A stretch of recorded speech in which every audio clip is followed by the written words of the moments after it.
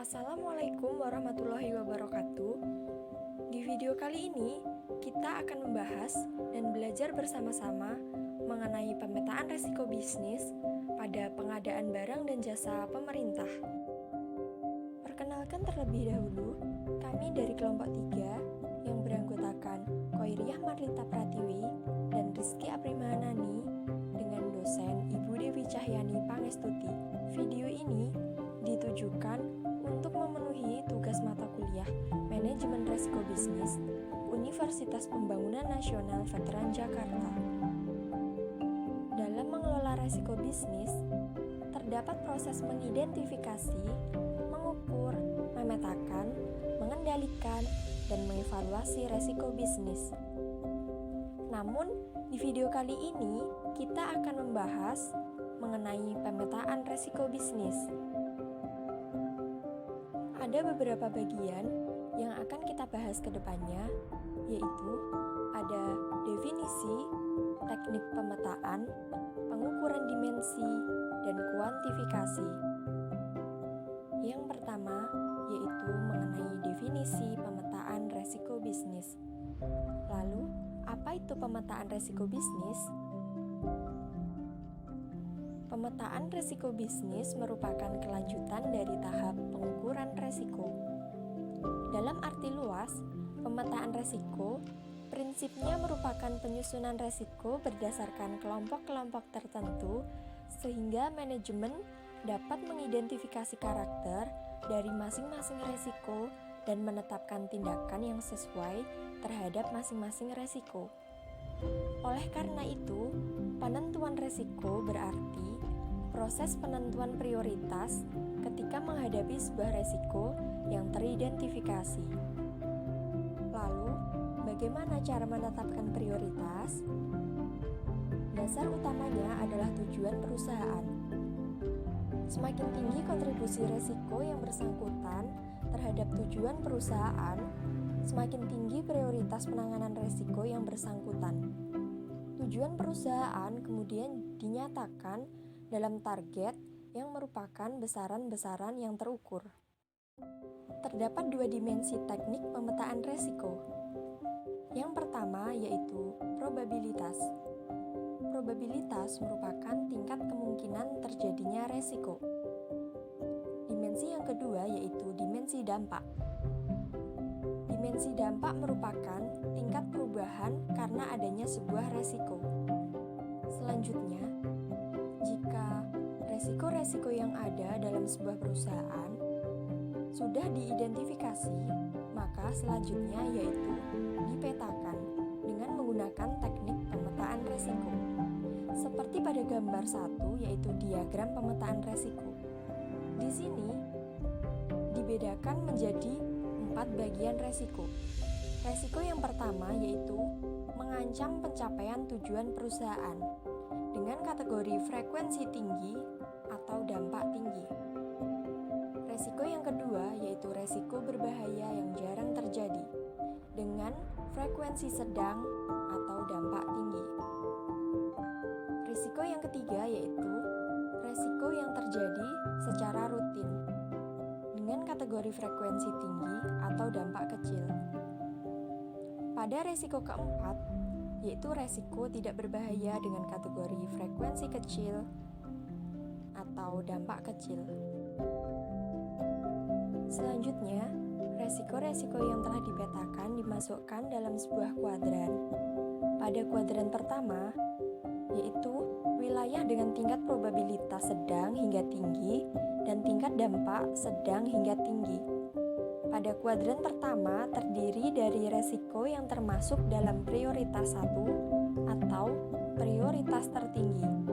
Contohnya yaitu kelangkaan bahan baku, keterbatasan modal, dan MSDM yang berkompeten. Pada kuadran kedua adalah area yang ditempati risiko pada prioritas kedua.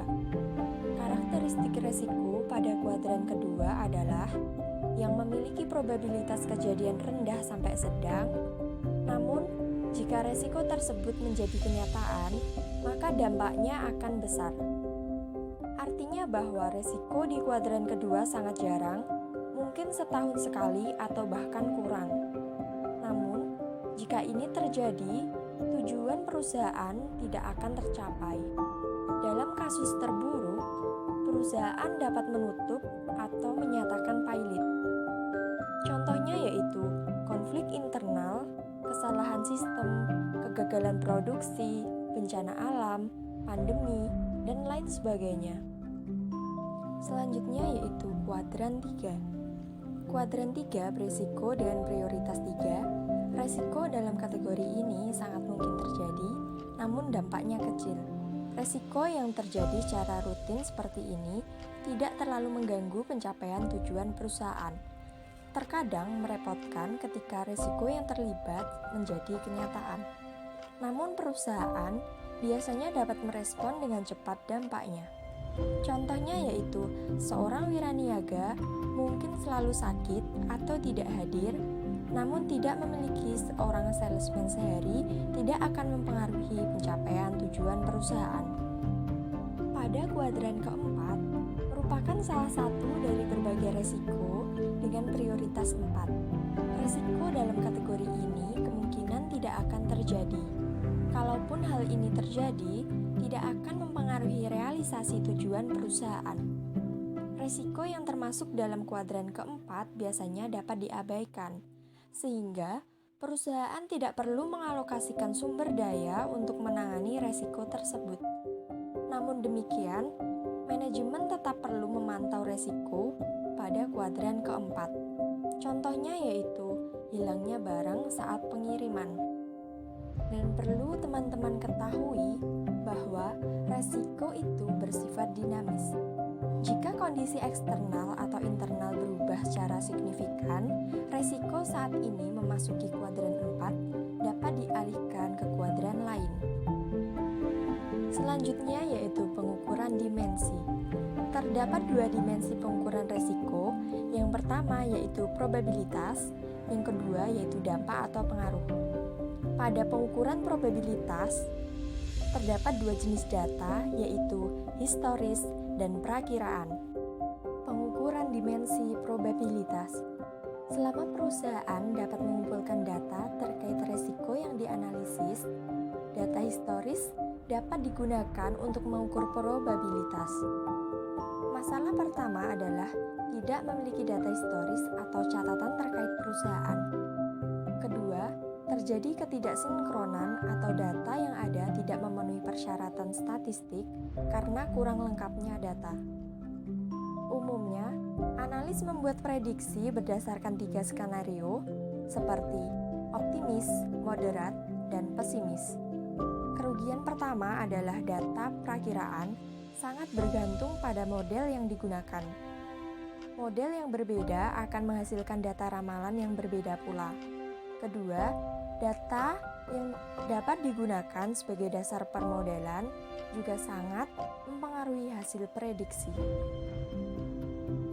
Pada pengukuran dimensi pengaruh atau skala dampak, resiko finansial, pengukuran dampaknya jelas, seperti rupiah Indonesia, value for money. Mengukur dampak resiko non-finansial dengan menggunakan satuan rupiah, salah satunya adalah pengukuran VAR, value at risk. Misalnya, VAR dapat digunakan untuk mengukur resiko operasional. Selanjutnya ada kuantifikasi. Kuantifikasi bertujuan untuk mengukur tingkatan probabilitas dan resiko sehingga menciptakan skala prioritas resiko atau peta resiko sebuah perusahaan. Yang pertama, dengan menggeser skala probabilitas dan nilai pengaruh dari 1 menjadi 10, tingkat manajemen dapat menetapkan prioritas berdasarkan jumlah nilai pada kolom 7. Semakin tinggi nilainya, semakin tinggi prioritasnya. Semakin rendah nilainya, semakin rendah prioritasnya. Yang kedua yaitu menetapkan skala probabilitas dan dampak untuk setiap resiko. Dengan menggunakan focus group, discussion, dengan melibatkan beberapa orang ahli, dengan menggunakan model Delphi, penetapan skala dilakukan beberapa tahap sampai diperoleh angka yang konvergen untuk setiap dimensi masing-masing. penjelasan tersebut ada pada tabel berikut ini. Setelah skala yang ditetapkan, semua resiko dimasukkan ke dalam diagram pemetaan resiko. Dengan demikian, dihasilkan peta resiko dan urutan prioritas untuk masing-masing resiko. Agar lebih mudah memahami teori-teori yang telah dipaparkan, mari kita lanjut ke dalam contoh soal. Di dalam pengadaan barang atau jasa, terdapat beberapa risiko yang seringkali muncul dan harus dihadapi bahkan diatasi oleh perusahaan.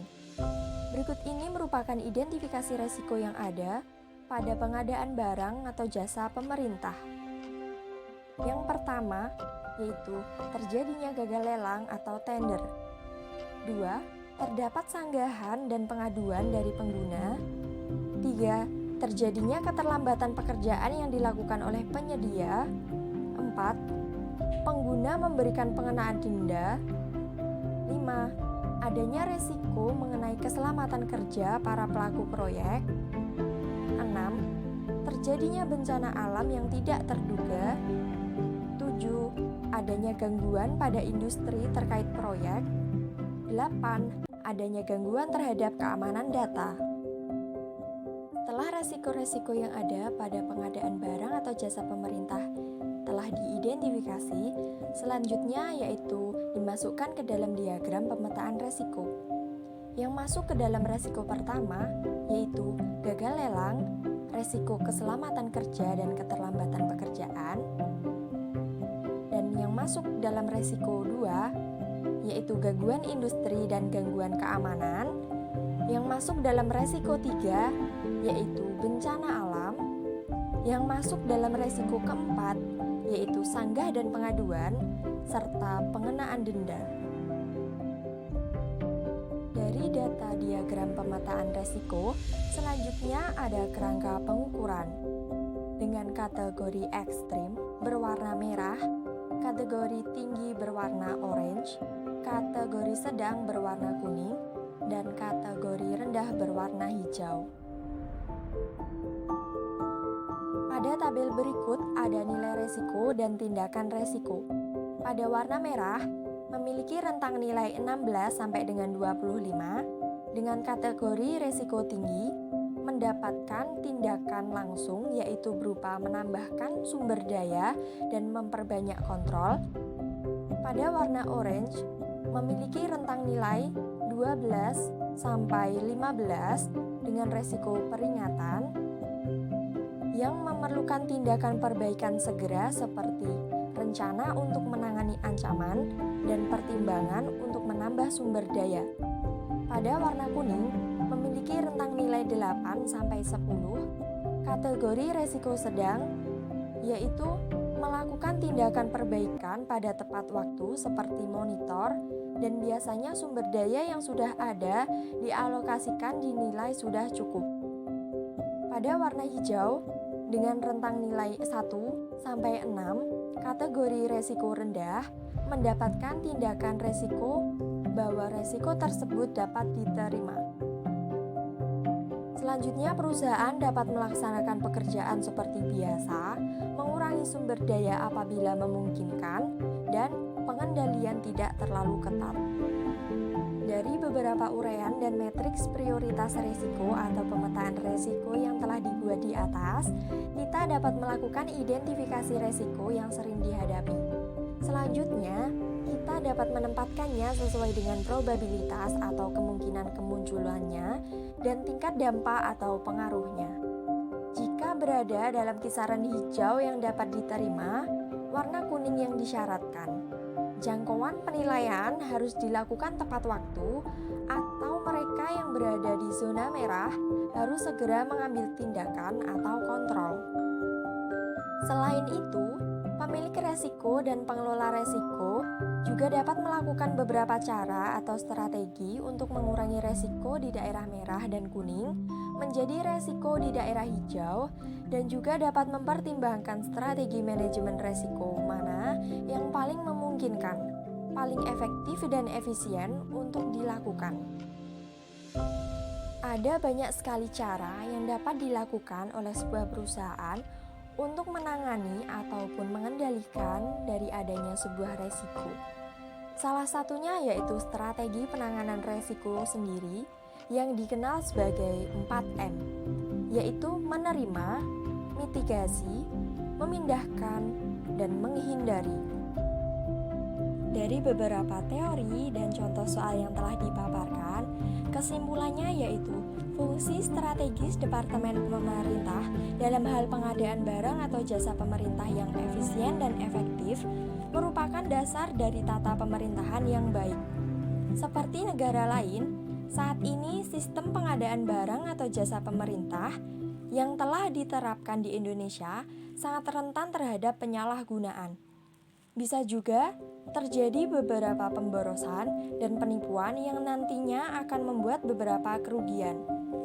Selain itu, penyalahgunaan dalam hal kebocoran dana secara masif dan penurunan kualitas barang, proyek konstruksi dan jasa, setiap pengadaan barang atau jasa pasti memiliki resiko-resiko yang dapat menghancurkan suatu tujuan proyek. Namun resiko tersebut dapat dikendalikan dan ditangani. Misalnya saja dengan menggunakan strategi penanganan 4M seperti menerima, mitigasi, memindahkan, dan menghindari. Adapun beberapa tindakan seperti yang dilakukan pada tabel risiko yang ada pada contoh. Namun, sebelumnya perusahaan harus mampu mengidentifikasi risiko yang ada dan mengukur beberapa besar risiko yang terjadi. Selanjutnya, resiko tersebut dipetakan agar mendapatkan beberapa tindakan yang efektif dan efisien bagi sebuah perusahaan. Adapun saran yang kami berikan, yaitu manajemen perusahaan harus mengidentifikasi resiko yang ada dalam setiap kegiatan operasi, permodalan dan investasi dari perspektif internal dan eksternal perusahaan. Selain itu, manajemen dapat mengukur dan menyesuaikan terjadinya dan dampak dari resiko tersebut. Kemudian mengelompokkan atau memetakannya berdasarkan probabilitas dan dampak resiko. Proses pemetaan bertujuan untuk memprioritaskan resiko berdasarkan kepentingan perusahaan. Apakah resiko ini dapat dikendalikan, masih dapat dihindari, atau harus segera ditangani? Setiap resiko dengan prioritas yang diketahui harus mengambil tindakan antisipatif atas resiko yang mungkin terjadi. Langkah selanjutnya adalah mengontrol dan menilai resiko. Resiko dikendalikan oleh beberapa jenis manajemen seperti rutinitas, struktur organisasi manajemen, penentuan modal ventura, dan lain sebagainya. Hanya dengan cara inilah manajemen dapat menilai apakah penerapan manajemen resiko sudah baik dan efektif, dan apakah peta resiko cenderung bergeser ke arah perubahan prioritas resiko. Sekian paparan dari kelompok kami mengenai materi pemetaan resiko pada pengadaan barang dan jasa pemerintah. Semoga apa yang telah kami sampaikan dapat bermanfaat bagi teman-teman semuanya. Apabila ada salah kata, kami mohon maaf dan terima kasih. Wassalamualaikum warahmatullahi wabarakatuh.